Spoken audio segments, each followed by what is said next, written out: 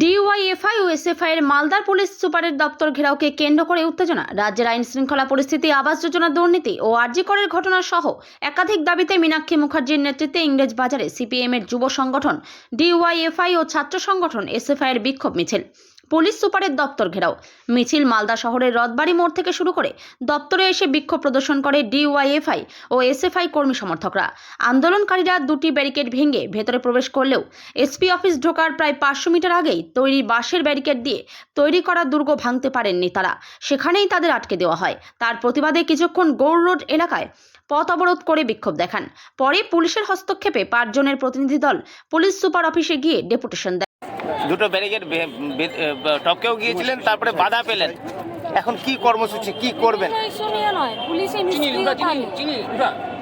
গোটা রাজ্যের মতন মালদা জেলাতেও একাধিক পাচার, ড্রাগস, খুন, রাহাজানি, এখানে কোনো কিছু বাদ নেই।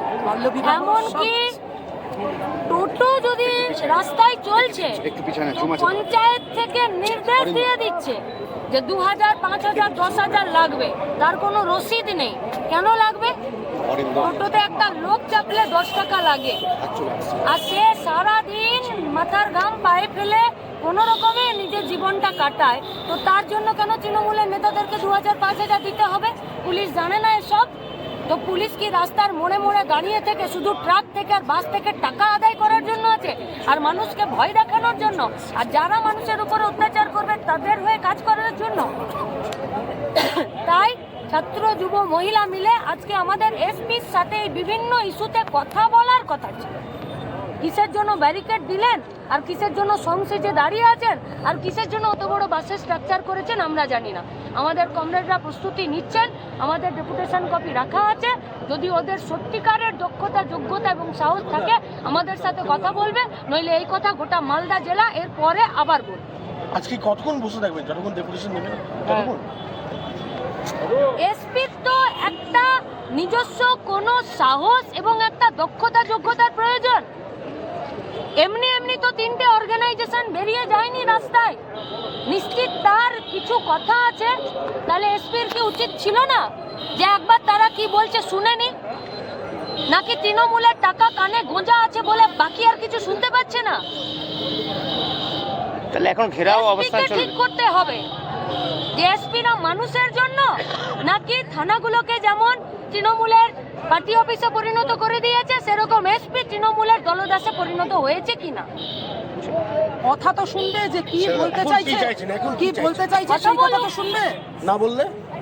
না বললে এসপির দায়িত্ব এসপি নিজে নেবে। এইভাবে কি পথে বসে থাকবে? এবারে এভাবে বসে থাকবো, কিভাবে বসে থাকবো সেটা এসপি ঠিক করবে।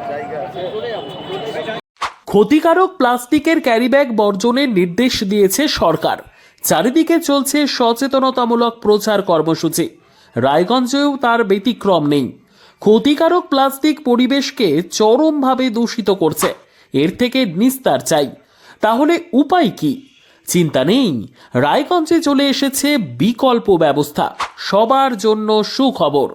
পশ্চিমবঙ্গ সরকারের অনুমোদনে আগামী সপ্তাহ থেকেই শহরে তৈরি হতে চলেছে পরিবেশ বান্ধব, দূষণমুক্ত বিভিন্ন ধরনের বায়ো ক্যারিব্যাগ, যা অবশ্যই পচনশীল। একেবারে সুলভে পেয়ে যাবেন আপনারা।